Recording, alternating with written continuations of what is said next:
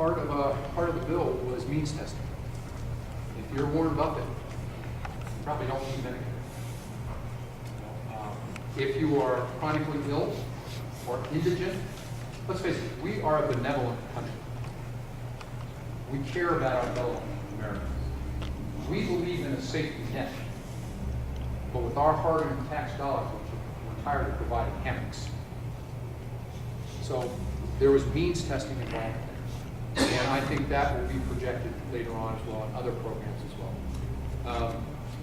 That's one of the many different ways that we're trying to get this budget under control. In the House bill, spending was reduced in 2050 where we were able to neutralize the debt. Yes, sir. Thanks very much. Just a quick statement. You mentioned elderly getting 17%.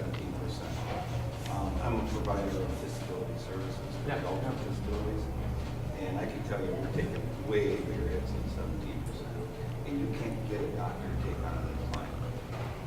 They've already limited and said this is how many we're taking, and so you have people doctor shopping all the time. Yeah.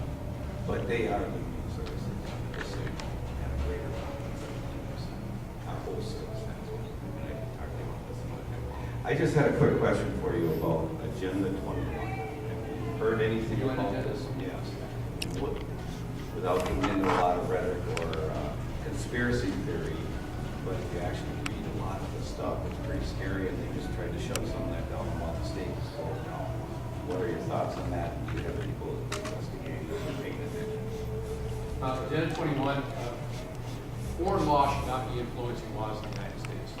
Not should be law, period. We create our own laws. We are a country of laws. That's right. And that won't happen on my watch.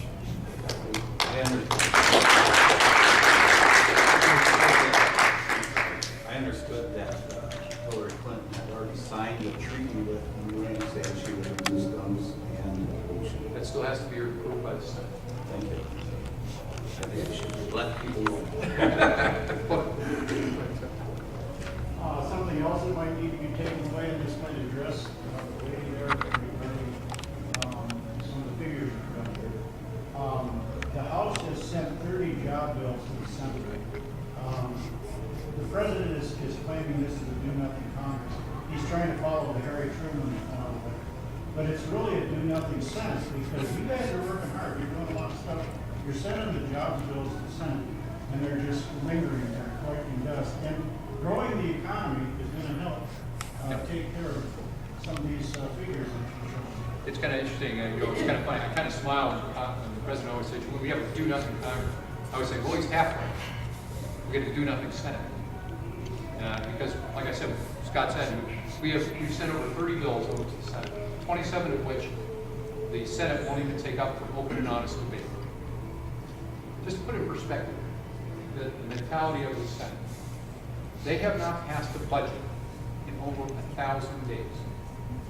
That is a basic responsibility of government. Quite frankly, it's unconstitutional. And yet, they continue to do it. The president doesn't make Mr. Holder force the laws.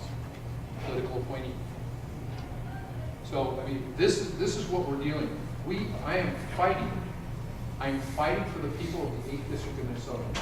I've been on the fight ever since I got there. We had a reporter come in just the other day and he said, you freshmen are the most different freshman class I've ever seen. Right out of the box. Within 2 weeks I was there, Gabby Gifford was attempted assassination on her.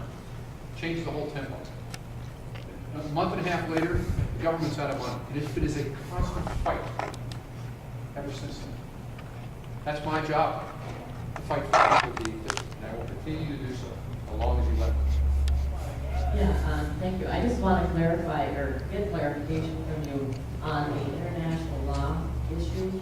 Now, you said Hillary Clinton had signed this. It still has to be approved by the Senate. Oh, Does it have to go to the House as well? no, only Senate. Only the Senate. Senate censure. So that's not very confidence building because the Senate. It's not like you can filibuster. Would that be brought up in the Senate? Idea? I have no idea. So I have a feeling that it wouldn't pass the Senate because it would need a 2/3. pass it. Oh, they wouldn't. Yeah, they would. Thank you. We have time for one more question. What I want to mention, money that you turned back. We were, I take fiscal responsibility, as much as I do in my own house, I spend taxpayer dollar, as hopefully as responsibility as I would spend my own. And our office returned $90,000 back to the U.S. Treasury.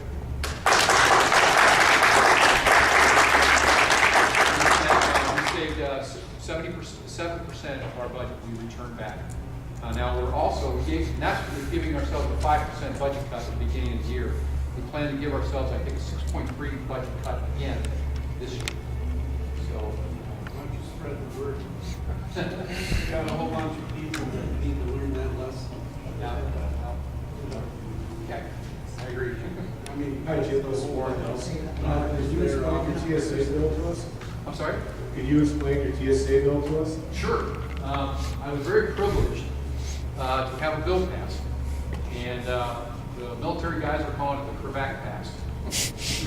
What it did was, I was going through Washington, and there was a young man who had flown in, I think it was probably Andrews Air Force Base, from military transport, was getting on commercial transport, heading home from Afghanistan. And I was talking to him, and I remember looking at his boots, and his boots still had the dust, like a red dust from Afghanistan. And then I saw this, he's in front of me, I saw this trooper going through, and they let him keep his military blouse on and boots, and of course, he's going to activate the alarms. Now he's got to go back, and those who have ever worn combat boots, they're a real pain in the rear to take off and on, unlace them, take them off. He takes off his military top off, lays it on. So now he's in his stocking feet and his t-shirt, going through security. And I said, here's a returning warrior, a hero in my eyes, being treated like this. And he wasn't being treated respectfully, no manner in which I think he should be. And I said, this is wrong. We shouldn't be doing this to our returning warrior. So what I did was I created a bill, and it's, what it does is give expedited screening to our military, in uniform, on military orders with military ID. It's not that they're going through no security. In actuality, I'm on Homeland Security, so I work with the TSA. In actuality, and the security screening starts as soon as you buy your ticket, and then goes actually even after you go through security screenings. The screening you see at the airport is just one layer of what happens. But we already have civilians that have expedited screening, and I said, why not the United States military? Now, people bring up Major Hassan, and we're good. Well, the military has learned a lot of lessons too, to identify threats where they are, whether in their own ranks or not. So what this is a intelligence-based risk assessment for individuals going into our airline system. But there's all kinds of different triggers along the way. Now, our military members, good standing, good troopers, are a low risk. This means we can concentrate more valuable resources on those known risks or unknown risks. I was able to go to Israel. I saw a lot of how they do it over there, and I think we can take a lot of lessons from what they've learned and bring it back here to the United States. But the bottom line is our troops are able to go through an expedited screening process and be treated with the dignity that they deserve.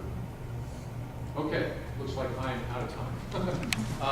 Thank you very much for coming here today. I appreciate all of your time. I hope you'll take some of this information home, discuss it with your neighbors, and talk about it. The country is depending on all of us together to work together to find a common solution and make the next generation better off. Thank you very much and have a good day.